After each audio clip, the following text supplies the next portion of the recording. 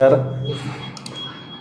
आपण सर्वजण या ठिकाणी उपस्थित राहिलात त्याबद्दल मी तुमच्या सर्वांचं मनापासून स्वागत करतो. आज आपण जो विषय घेऊन या ठिकाणी मी माझी मतं मांडणार आहेत ते म्हणजे पवना जलवाहिनीच्या विरोधात असणारी जी मतं आहेत, जे सर्वसामान्य नागरिकांची मतं आहेत, सर्व शेतकऱ्यांची मतं आहेत, त्याच्यानं आज आपण खरोखर या मावळ तालुक्याशी संवाद साधणार आहोत. आपणा सर्वांना माहिती आहे की पवना धरण झालं, तिथले अनेक शेतकरी म्हणजे सर्वच शेतकरी त्या भागातले हे विस्थापित झालेले. आजही 60 वर्ष झाले तरी त्यांचा कुठलाच प्रश्न मार्गी लागलेला नाहीये, सुटलेला नाहीये. आजही ती लोक जात्यामध्ये आहेत, ती भरडली जातात ते, आणि आजही त्यांचा आक्रोश मोठ्या प्रमाणावरती आपणाला ऐकायला मिळतोय. त्यांच्या मूलभूत गरजा सुद्धा आजही पूर्ण होत नाहीये, ही वस्तुस्थिती आहे. आज त्यांचं पुनर्वसनाचा तर विषय मागच पडलेला आहे असं दिसतंय.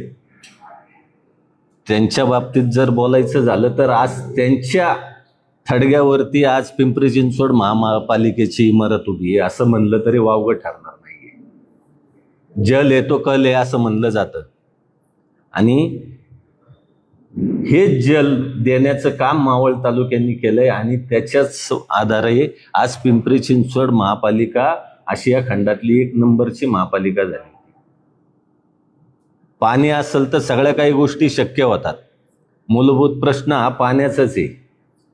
आज आमच्या शेतकऱ्यांनी तिथं गाडून घेतलं त्या धरणामध्ये, म्हणून आज पिंपरी चिंचवड महापालिकेचा विकासाचा आलेख हा दिवसेंदिवस उंचावत चाललेला आहे. आज मुख्यमंत्री साहेबांसोबत ज्या वेळेस मीटिंग झाली, तालुक्यातले नेते होते आणि पिंपरी चिंचवडचे नेते आयुक्त होते, त्यावेळेस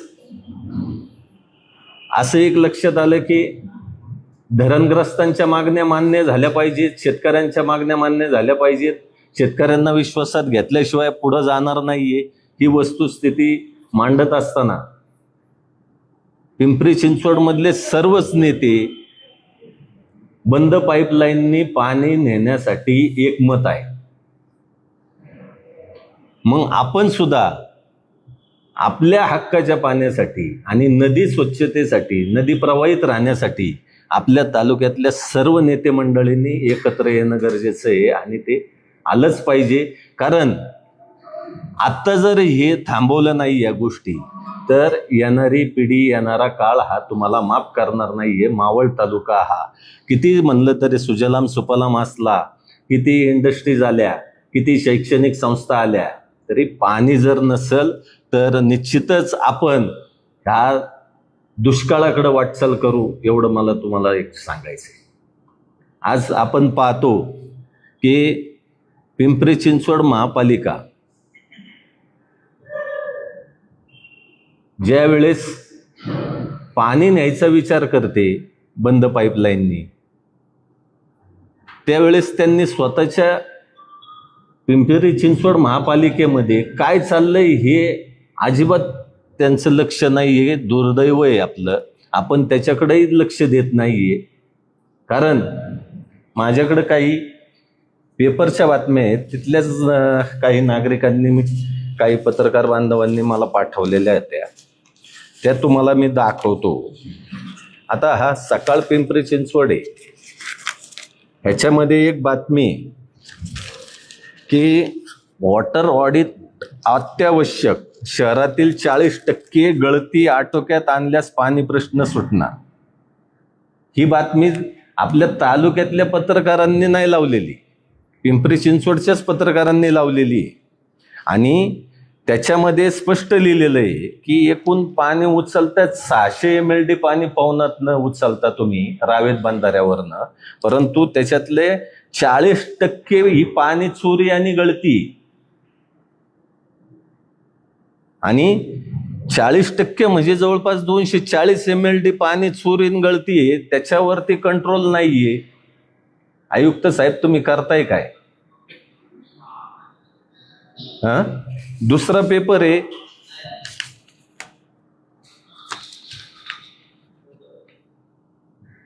सकाळचाच आहे.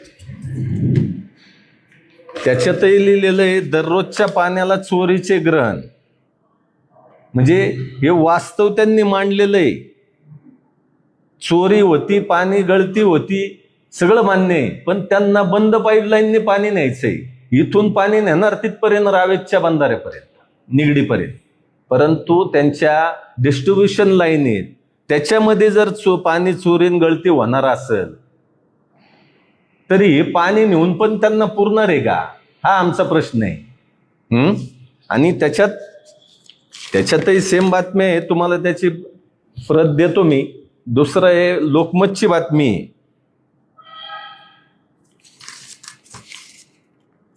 त्याच्यातही बातमी अशी आहे, पाहुणा भरूनही उपयोग शून्य, दररोज पाणी मिळणार केव्हा. आणि त्यांनी सुद्धा याच्यावरतीच फोकस केलेला आहे की 35 ते 40% पाण्याची चोरी आणि गळती. बरं, त्या मावळ तालुक्यातनं या बातम्या लावल्या गेल्यात का, तर नाहीये. बातम्या तिथलीच जे पत्रकार बांधव आहेत ते वस्तुस्थिती मांडतात आहे. आणि त्या ठिकाणी आपल्यासाठी त्या चांगल्या गोष्टीचा विषय आहे. याची सर्वाची प्रत देतो. तुम्हाला हे सांगायचंय की एवढे पाणी चोरीन गळती आहे. आज त्या पेपरच्या माध्यमातून सुद्धा मी तुम्हाला एक सांगतो की त्यांनी मुळशी धरणातही मागणी केलेली, आम्हाला 7.5 TMC पाणी मिळावं म्हणून राज्य सरकारकडे मागणी केलेली आहे. त्याचप्रमाणे आपल्या आंध्रा धरणातनं सुद्धा रोज 100 MLD पाणी जायचं नियोजन आहे आणि चाललंही आहे आत्ता ते. तसेच जे टाटाचा जो डॅम आहे ठोकळवाडी धरण, तिथनंही त्यांनी रोज पाणी न्यायचं नियोजन केलेलं आहे. आज आपलं जाधववाडीचं धरण आहे, तिथूनही पाणी पिंपरी चिंचवड महापालिकेला गेलेलं आहे. आस्केट डॅमचंही चाललंय. तिथं नागरीकरणाचा वेग जो वाढतोय, की तिथल्या नेत्यांचं म्हणणं आहे आम्हाला नागरीकरणाचा वेग भरपूर मोठा आहे, इथं नागरिक समस्येवर ताण पडतोय, सगळ्या गोष्टी मान्य आहेत. परंतु आज तिथली वस्तुस्थिती जर पाहिली आपण तर तुम्हाला सांगतो, त्यांनी जवळपास 2 वेळा शास्तीकर माफ केला. शास्तीकर माफ केला म्हणजे काय केलंय की अनधिकृत बांधकामं अधिकृत केलेली आहेत दंड भरून. म्हणजे तिथं अनधिकृत बांधकामाला चालना द्यायची, बढावा द्यायचा. आणि आमच्या इथून पाणी नेण्यासाठी भांडायचं इथल्या नागरिकांसाठी, नागरिकांबरोबर आणि शेतकऱ्यांबरोबर. अजून धरणग्रस्तांचे विषय तर तो लांबचाच विषय झालेला आहे. परंतु हे करत असताना की आज पिंपरी चिंचवड महापालिका एक ठिकाणी सांगते की आम्हाला स्वच्छ पाणी मिळण्यासाठी आम्ही बंद पाईपलाईनने पाणी नेणार. पण तुम्ही मला सांगा, 2011ला तत्कालीन मुख्यमंत्री यांनी या प्रोजेक्टला स्थगिती दिली होती. 2011 पासून आता 2026 पर्यंत पिंपरी चिंचवड महापालिकेने नदी स्वच्छ करण्यासाठी काय उपाययोजना केल्या, किती बजेटमध्ये प्रोव्हिजन केली, किती ठिकाणी STP प्लांट लावले, किंवा किती ठिकाणी DRDOचा जो बायोडायजेस्टिक प्लांट आहे ते लावले. मावळ तालुक्यात एक तरी दिसतोय का तुम्हाला लावलेला? दोन्ही नद्यांचा विषय घ्या तुम्ही, इंद्रायणी असेल पावना असेल, दोन्ही नद्यांवरती एकही रुपये त्यांनी पाणी नदी स्वच्छतेसाठी केलेला नाहीये. आणि वरती परत वरडायचं की आम्हाला स्वच्छ पाणी मिळत नाही म्हणून आम्हाला बंद जलवाहिनीने पाणी न्यायचं. तुम्ही मला दाखवून द्या पिंपरी चिंचवड महापालिका हद्दीमध्ये जे पाणी वापरून त्या नदीतच जाते, दूषित होऊन जाते, ते पाणी रियूज करून ते वापरण्यात आल्याचं कुठलं तरी एक तरी उदाहरण तुम्ही दाखवा मला. आज मला गडकरी साहेबांचं एक भाषण आठवते. त्यांनी सांगितलं होतं कुठंतरी की नागपूर महापालिका पाणी पुनर्वापर करून जवळपास 350 कोटी रुपये वर्षाला कमवते. मग पिंपरी चिंचवड महापालिकेचे कुठे पुनर्वापर यंत्रणा? आणि तुम्हाला सांगतो की पवना नदी ही प्रवाहित कुठपर्यंत होती? फक्त रावेत बंधाऱ्यापर्यंतच प्रवाहित आहे. त्यातला गौंजापर्यंत मावळचा भाग येतो. मावळामध्ये तुम्हालाही माहिती आहे की 1 रुपयाचं सुद्धा त्यांनी नदी स्वच्छतेसाठी काम केलेलं नाहीये गेल्या 15 वर्षामध्ये.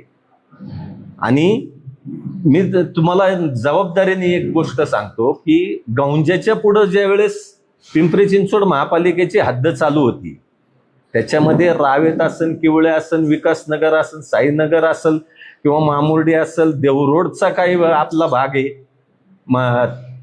शिवाय ताथवडे पुनवळ्याचा काही भाग आहे, त्याचं सगळं दूषित पाणी हे नदीमध्ये येतंय. मग महानगरपालिकेचा एसटीपी प्लॅन्ट जो आहे महापालिकेचा, ते फुकट खर्च दाखवतात मेंटेनन्सचा, तो कार्यान्वित आहे का? तुम्ही पण हा प्रश्न विचारला पाहिजे. मी तुमच्या माध्यमातून त्यांना हा प्रश्न विचारतो. लोकांनी जागरूक राहिलं पाहिजे आपल्या पाण्याच्या हक्कासाठी. आज त्यांचं दूषित पाणी त्यांना प्यायला लागतंय, पण तुम्ही अख्खी बंद पाईपलाईन आज पवना धरण ते गौंजापर्यंत फक्त 28 किलोमीटरचा जो पाण्याचा प्रवाह आहे, नदीचा प्रवाह आहे, तो बंद करण्यासाठी तुम्ही आज जवळपास 1600 ते 1800 कोटी रुपये खर्च करणार आहे. माझ्या मिळालेल्या माहितीप्रमाणे जवळपास 550 ते 600 कोटीच्या ठेवी ते मोडणार आहेत. मग 28 किलोमीटर त्यांना जर नदी स्वच्छतेसाठी तुम्हाला वेळ नसेल आणि खर्च करायला तुमच्याकडे पैसा नसेल आणि इथं मावळ तालुक्याच्या हक्कावरती तुम्ही जर घालणार असेल, आमचं हक्काचं पाणी पळवणार असेल, ते आम्ही कदापि मान्य करणार नाही. दुसरा सगळ्यात महत्वाचा विषय, आज मी इथं बसणारे सर्व पत्रकार बंधू भगिनी आहेत, तुम्हालाही विचारतो एक प्रश्न आणि मावळ तालुक्याच्या माझ्या प्रत्येक महिला भगिनींना एक प्रश्न विचारू इच्छितो की तुमच्या घरामध्ये दरवर्षी 72,000 लिटर पाणी फ्री येतं का? म्हणजे महिन्याचं 6,000 लिटर पाणी फ्री येतं का? तुम्ही येस किंवा नो तुम्हीच सांगा. नाही येत. पिंपरी चिंचवड महापालिकेमध्ये प्रत्येक महिन्याला प्रत्येक घरटी 6,000 लिटर पाणी फ्री आहे. म्हणजे एका घराला वर्षाचं 72,000 लिटर पाणी फ्री आहे. त्याचा हा ठरावाची प्रत मी तुम्हाला देतो. झोपडपट्टीसाठी आता तुम्हाला ग्रामीण भागात सुद्धा कमीत कमी 1,000-1,200 रुपये पाणीपट्टी आहे आपल्या मावळ तालुक्यामध्ये. परंतु आपल्या भागामधल्या लोकांना पाणी आलं नाही आलं तरी भरणंच आहे. ती पाणीपट्टी कमीत कमी 1,000-1,200 आहे. परंतु पिंपरी चिंचवडला काही भागामध्ये असं आहे की तिथं फक्त वर्षाला 500 रुपये पाणीपट्टी. किती? म्हणजे आमच्याकडून पळून न्यायचं आणि तिकडं फुकट वाटायचं. सगळे कागदपत्र आहेत माझ्याकडं, मी काय मोगम बोलत नाहीये. आणि सगळ्यात महत्वाचं म्हणजे की आज तुम्ही सांगता की पिंपरी चिंचवड लोकसंख्या वाढीचा वेग जास्त आहे, तिथं पुण्यापेक्षा ग्रोथ जास्त आहे. अहो पण इथून पुढं मावळ तालुक्यात सुद्धा पिंपरी चिंचवडपेक्षा जास्त ग्रोथ होणार आहे पुढच्या 5 वर्षात, एवढं लक्षात ठेवा. कारण तुमची तळेगाव MIDC टप्पा क्रमांक 1, 2, 3, 4, 5 झालेले. आज बौरची MIDCचा घाट राज्य सरकारने घातलेला आहे. आज तिथे येणाऱ्या कंपन्या आहेत, तिथं लागणारं कुशल मनुष्यबळ असेल, अर्धकुशल असेल, अकुशल मनुष्यबळ असेल, हे वास्तव्यास कुठं येणार आहेत? मावळ भागातच पुढं का व्हायना येणारच आहे. त्यांच्या पाण्यासाठी काय प्रश्न आहेत? काय उत्तर आहे आपल्याकडं? तर काहीच नाहीये. तर दुसरं एक महत्वाचं म्हणजे आज सगळ्या शैक्षणिक संस्था बघा तुम्ही, चांगल्या चांगल्या हे सगळ्या मावळ तालुक्यामध्ये येत चाललेल्या आहेत. विद्यार्थ्यांची संख्या मोठ्या प्रमाणावर इथं होती, मेडिकल कॉलेजेस मोठ्या प्रमाणावरती येतात ते, आणि त्याचा फटका आपल्या मावळ तालुक्याला पुढं बसणार आहे. आणि सगळ्यात महत्वाचं म्हणजे आज पिंपरीवरनं जरी एक्सप्रेस हायवेला यायचं म्हणलं तरी कमीत कमी 1 तास लागतो, हे तुम्हाला आम्हाला सगळ्यांना माहिती. आणि नंतर एक्सप्रेस हायवेला लागलं तर मुंबईमध्ये जायला 1.5 ते 2 तास लागतात. परंतु मावळ तालुक्यातनं 1 ते 1.5 तासातच मुंबईत जाता येतं अशी वस्तुस्थिती आहे. आज हिरानंदानी क्रिस्टल असेल किंवा साबळे वगैरेंचा जो वारीवाना प्रोजेक्ट असेल, लोढा बेलमंडो सारखा प्रकल्प असेल, असे अनेक मोठे प्रोजेक्ट मावळ तालुक्यामध्ये भविष्यात येणार आहेत. मग ती लोकसंख्या वाढणार नाहीये का मावळ तालुक्याची? मग त्यांच्यासाठी पाण्याचं प्रोव्हिजन काय आहे आज आपल्याकडं? तर आपल्याकडं शून्य आहे. आजही तुम्हाला सांगतो की तुम्ही जर पाथरगाव पासून वरती गेले लोणावळ्यापर्यंत, तिथंही पावसाळ्याचे दिवस सोडले तर रोज पाणी येत नाही. 4-4 दिवसांनी पाणी येतं कुसगाव वरसोली भागामध्ये. ही वस्तुस्थिती आहे. आज तळेगाव सारख्या ठिकाणी दोन्ही नद्यांचं पाणी उचलतोय, तळ्याचं पाणी उचलतोय. 35 MLD पाणी येऊन रोज सुद्धा तळेगावची ताण भागत नाहीये. लोकांना टँकरवरती अवलंबून राहावं लागतं. ही वस्तुस्थिती आहे. आज जाधववाडी धरणाचं पाणी गेल्यानंतर सुदोम्र, सुदवडी, जांभुड इकडचे प्रश्न, पाण्याचे प्रश्न बिकट झाले. तिथं NDRFचा कॅम्प आहे, तिथंही उन्हाळ्यात पाणी पुरत नाही. CRPFचा आपल्या इथं कॅम्प आहे हायवेला, तिथंही पाण्याच्या उन्हाळ्याच्या दिवसात वानवा होती. म्हणजे ह्या सगळ्या गोष्टीचा जर विचार केला तर आपल्या हक्काचं पाणी कुठे? आम्हाला 24/7 नकोय, परंतु आम्हाला कमीत कमी आम्हालाही स्वच्छ पाणी मिळालं पाहिजे. 1 तास मिळालं पाहिजे पुरेसं पाणी. आज तुम्ही मला सांगा, पिंपरी चिंचवड महापालिकेमध्ये कुठल्याही गृह प्रकल्पाला रेन हार्वेस्टिंग जो प्रकल्प आहे तो राबवला जातो का हो? मग त्या पाण्याचा वापर नसता का झाला? तुम्ही पाण्याचे पवना धरणावरचं अवलंबित्व कमी करण्यासाठी काय प्रयत्न केले आजपर्यंत? आणि तुम्हाला सांगतो, आत्ताच जर केवळ ही जी पाण्यासाठी जी लढाई होणार आहे किंवा चालू आहे, ही आता धरणग्रस्त पुरती मर्यादित राहणार नाही किंवा शेतकऱ्यांशी मर्यादित राहणार नाही, तर ही सर्वसामान्यांची जगण्याची लढाई झालेली आहे. आता तुम्ही येणारं संकट ओळखलं पाहिजे. कारण पाणी नसेल तर तुम्हाला काहीच नाही. आज तुम्हाला सांगतो की स्वर्गीय कृष्णरावजी भेगडे साहेब असतील, आदरणीय मदनजी बापना साहेब असतील, आदरणीय विदुराजी नवले साहेब असतील, यांनी माऊली भाऊ असतील, त्याच्यामध्ये बापू अण्णा असतील, यांनी जो संत तुकाराम सहकारी साखर कारखाना ज्या वेळेस उभारला किंवा सुरू केला, मोठ्या प्रमाणावरती चालू होता, की हे बंद जलवाहिनीतनं पाणी गेल्यानंतर आज मावळ तालुक्यातली शेती कोलमडून जाणारे, लोकांचे रोजगार जाणारे, याचा विचार आपण करणार आहे का नाही? म्हणून माझी कळकळीची, आग्रहाची, नम्रतेची विनंती की नागरिकांनी जागरूक झालं पाहिजे. अनेक पर्यावरणवादी संस्था आहेत की त्यांनी सुद्धा मला फोन करून सांगितलं की नदी बंद करणं योग्य नाहीये. आज नैसर्गिक स्रोत तुम्हाला पिंपरी चिंचवड पर्यंत पाणी नेण्यासाठी आहे. मग हे 1600 ते 1800 कोटी रुपये बंद जलवाहिनीला खर्च करणार तुम्ही, हे कुणाची पोटं भरण्यासाठी करणार आहे? मी तुम्हाला वस्तुस्थिती मांडली. त्यांनी पाणी चोरी गळती याच्यावर लक्ष द्यावं, रेन हार्वेस्टिंगकडे लक्ष द्यावं. पवना नदीकाठच्या, इंद्रायणी नदीकाठच्या सर्व गावांना किंवा बाकीच्या ज्या कारखानदारी असेल MIDCला तुम्ही STP प्लॅन्ट तुम्ही खर्च केले पाहिजे. आज त्यांनी कुणाची न मागणी घेता, कुणाचंही न ऐकता जर पवना नदीवरती 2 केटीवेर बांधले महापालिकेने, आज ते केटीवेर मध्ये पाणी जर साठल्यानंतर अजून बांधायचं म्हणतात केटीवेर शेतकऱ्यांसाठी, पण ते केटीवेर बांधल्यानंतर पाणी अडवल्यानंतर आमच्या शेतकऱ्यांची ना पूररेषा बदलून जाणार आहे. हे तुम्ही वस्तुस्थिती लक्षात घेताय का?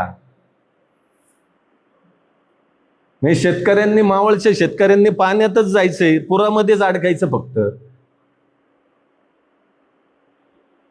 ह्या सगळ्या गोष्टीचा विचार आपण करून पवना बंद जलवाहिनी ही रद्द झालीच पाहिजे. मी तशा आशयाचं पत्र सुद्धा तळेगावचे नगराध्यक्ष संतोषजी दाभाडे असतील, उपनगराध्यक्ष गणेशजी काकडे असेल यांनाही दिले पत्र की तुम्ही एक विशेष सभा बोलून त्याच्यामध्ये तो ठराव पारित केला पाहिजे. आज आपण गेले 50-60 वर्ष पवनेचंच पाणी पित होतो.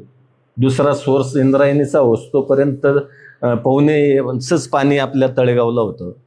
ती पवना नदी आज बंद पडणार आहे, त्यातलं पाणी पळवलं जाणार आहे. आणि ह्याच्यासाठी आपण सर्वांनी एकत्र आलं पाहिजे. शेतकरी निश्चितच जागरूक आहेत, एकत्र येणार आहेत. आणि धरणग्रस्तांनी जो 100 दिवसाचा अल्टिमेटम दिलेला आहे तो आम्ही निश्चितच पूर्ण करू. धरणग्रस्तांच्या पाठीशी नेहमीच कायम खंबीरपणे उभं राहू. आणि पवना जलवाहिनी रद्द होतोपर्यंत आमचा लढा आणि आंदोलन सुरू राहणार आहे. एवढंच या ठिकाणी सांगतो. कुणाला काही विचारायचं असेल तर विचार. जिल्हाधिकारी कार्यालयामध्ये जिल्हाधिकारी लोकप्रतिनिधी यांच्यासोबत बैठक झाली. त्या बैठकीला आपण होतात, बरोबर आहे. त्या बैठकीमध्ये पवना बंद जलवाहिनी करणेच आणि त्या जोडीला धरणग्रस्तांचे प्रश्न मार्गी लावणे अशा पद्धतीची भूमिका शासनाने घेतली. आज तुम्ही म्हणता की पवना बंद जलवाहिनी हा प्रकल्पच नको, तुम्ही एसपी प्लॅन लावा किंवा नदी स्वच्छता हे प्रकल्प करा. शासनाची भूमिका ही एका बाजूने सुरूच आहे, दुसरीकडे फक्त समाधानाची भूमिका शेतकऱ्यांबाबत दिली जाते. अशामध्ये हा संघर्ष होणार अशा पद्धतीचं चित्र दिसतंय. हा संघर्ष टाळता येणार नाही का? संघर्ष टाळायचा विषय काय आहे तुम्हाला एक सांगतो की ते तर करण्यावर ठाम आहेत. परंतु मी जी वस्तुस्थिती मांडली की आज पाणी चोरी गळतीचं प्रमाण असेल किंवा तुमच्या रेन हार्वेस्टिंगचे विषय असेल, पाणी पुनर्वापराचा प्रश्न असेल, ह्याच्याकडे तुम्ही गांभीर्याने पाहणार आहात का नाही? ठीक आहे, आम्ही टेक्निकली पण बोलायची तयारी आहे. तुम्हाला मुद्दे पाहिजे नसेल तर मुद्द्यावरही यायची तयारी आहे. संघर्ष टाळायचा आहे.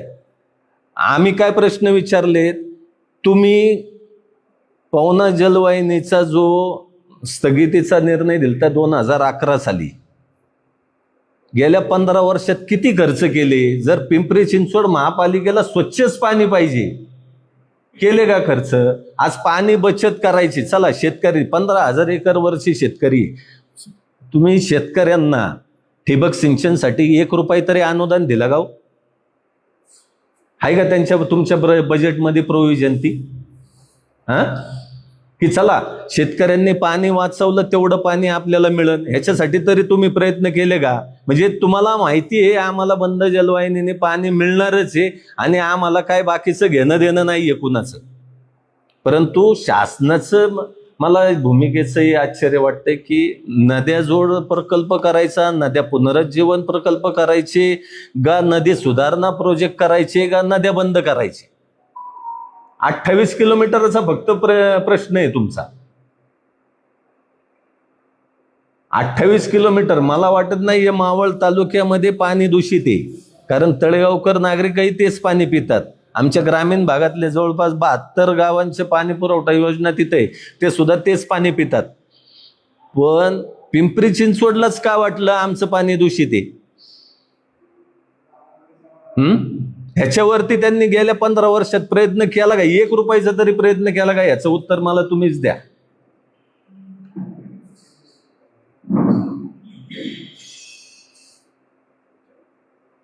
विचार. ते बंद जलवाहिनी झाली समजा, म्हणजे पाणी नदी तुम्ही येणारच नाही का? बंदच काय? नदी बंद नाही. अहो, नदी कोरडीच होणार ना. मग हे केटी, अहो ऐका ना, केटीवेर बांधून का बांधलेत का त्यांनी महापालिकेने आता? चला, आम्ही शेतकऱ्यांसाठी पाणी अडवण्याचं धोरण करतोय, त्याच्यातला एक भाग म्हणून आम्हाला ते केटीवेर बांधायचे आणि ते बांधले. परंतु केटीवेरच्या जर त्याची संख्या वाढली तर त्याला आडणार पाणी जास्त नाही होणार का? त्याचा रेटा पाठीमागच्या गावांना फुगवटा नाही बसणार का? शेतकऱ्यांच्या जमिनी पाण्याखाली नाही जाणार का? मग त्या पूर रेषा बदलणार नाहीयेत का आमच्या? पवना धरणाची कॅपॅसिटी ही काही एक टीएमसी आहे. त्याच्यात ऑलमोस्ट 90% पाणी आज घडीला पिंपरी चिंचवडला किंवा नदी वाटेल जाते.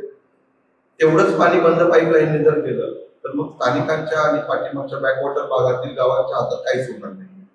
याबद्दल शासनाची भूमिका काय आहे? त्या बैठकीमध्ये त्याबद्दल काय भूमिका आहे? आम्हाला हेच तर प्रश्न विचारायचेत ना तुमच्या माध्यमातून शासनाला, की आज पवना धरणामध्ये 8.5 TMCच पाणी राहते, त्यापैकी 7.5 TMC आता जाते. त्यांची मागणी 7.5 TMC आहे, परंतु आमच्या तालुक्याला लागणारं पाणी, शेताला लागणारं पाणी, ह्याचा विचारच कोण करत नाहीये. आणि सगळ्यात महत्त्वाचं म्हणजे आज तुम्ही विचार करा की पिंपरी चिंचवड महापालिका म्हणजे आशिया खंडातली सगळ्यात मोठी महापालिका म्हणलं जायचं, पण आज इरिगेशन डिपार्टमेंटला माझ्या माहितीप्रमाणे जवळपास 100 कोटी रुपये थकलेत. इथं शेतकऱ्यांचं 1 वर्षाचं थकलं तर लगेच तुम्ही कट करायला पाठवता. 100 कोटी वसूल करायला म्हणा मंत्री साहेब तुम्ही लक्ष घाला.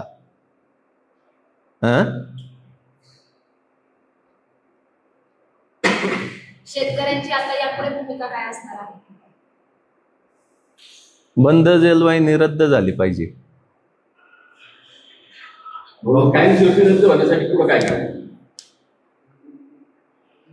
तुमच्या माध्यमातनं आता मी मगाशीच सांगितले, आता धरणग्रस्तांचा विषय, शेतकऱ्यांचा विषय तुम्ही जर टाळून हे जर करणार असाल तर हे जनता हे कधी सहन करणार नाहीये, एवढं लक्षात घ्या.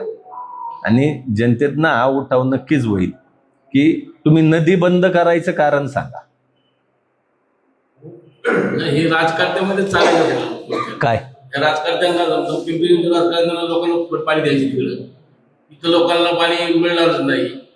म्हणजे राज्यकर्ते आहेत, काम शासन काम करणारे आहेत, त्यांनी करून हे केलं काय पाहिजे की मग इथं पाणी.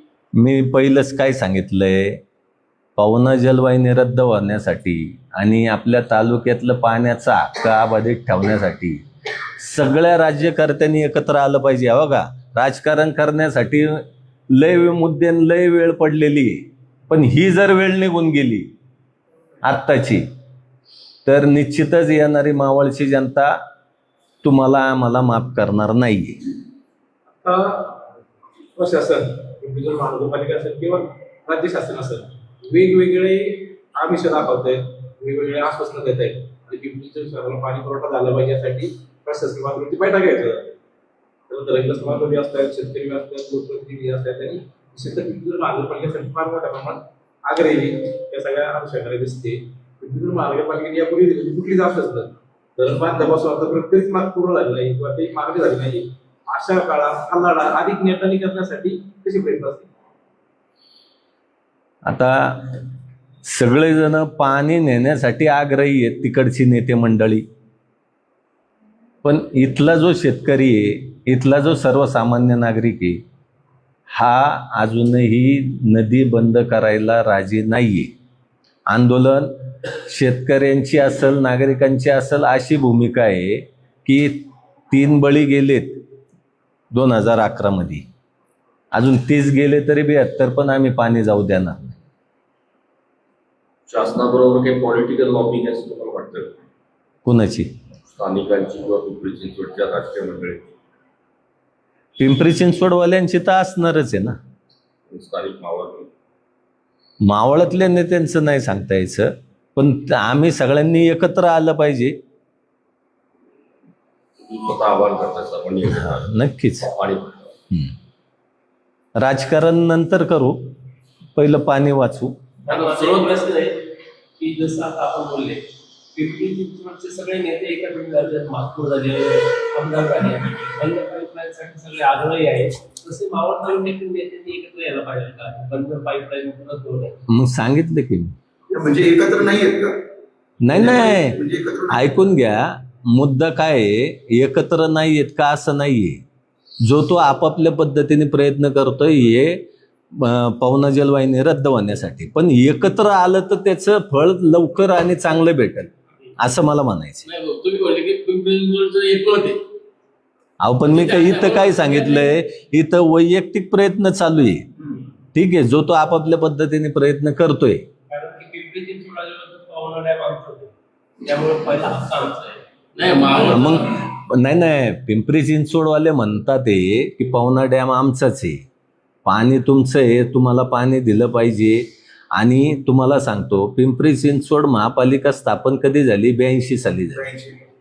आणि धरण कधी झालं? हा, मग हे तुमचं कसं काय? हा, बरोबर आहे ना? आणि तुमचं जर पिंपरी चिंचवड महापालिकेचं धरण असेल, त्यांचं पुनर्वसन कुणी करायचं मग धरणग्रस्तांचं? जलग्रस्तांचे प्रश्न आले. हा, आज त्यांना उघड्यावर अंत्यविधी करायला लागत असेल, त्यांना मूलभूत गरजा सुद्धा पूर्ण होत नाहीये. हो, मगाशी तुम्ही म्हटले की धरणग्रस्तांची भूमिका आहे, 3 गेले 30 गेले तरी चालतील. आजपर्यंतचा इतिहास आहे, ज्यांनी धरणासाठी जागा दिल्या त्यांनाच आता पाणी वाचवण्यासाठी लढा करावा लागतोय. आजपर्यंत एकदाही पिंपरी चिंचवडकरचा एकही व्यक्ती आम्हाला पाणी द्या याच्यासाठी रस्त्यावर उतरला नाही किंवा कुणाला आजपर्यंत सांगावं लागलं नाही. प्रत्येक वेळी शेतकऱ्यांना संघर्ष करावा लागला. आता काय आहे, पहिलं म्हणलं जायचं भारत हा कृषीप्रधान देश आहे, पहिलं शेतकरी हिताचा विचार व्हायचा. आत्ता सुद्धा कोरोनाने ती वेळ दुनियावर दाखवली की शेतकरी सोडून कोणच नाही. आज किती मोठमोठ्या इंडस्ट्री असल्या, कंपन्या असल्या, IT कंपन्या असल्या, तरी त्या कधी बंद पडतील किंवा काही गोष्टी होऊ शकतो. जगावर कुठलं संकट येईल कोणी सांगू शकत नाही.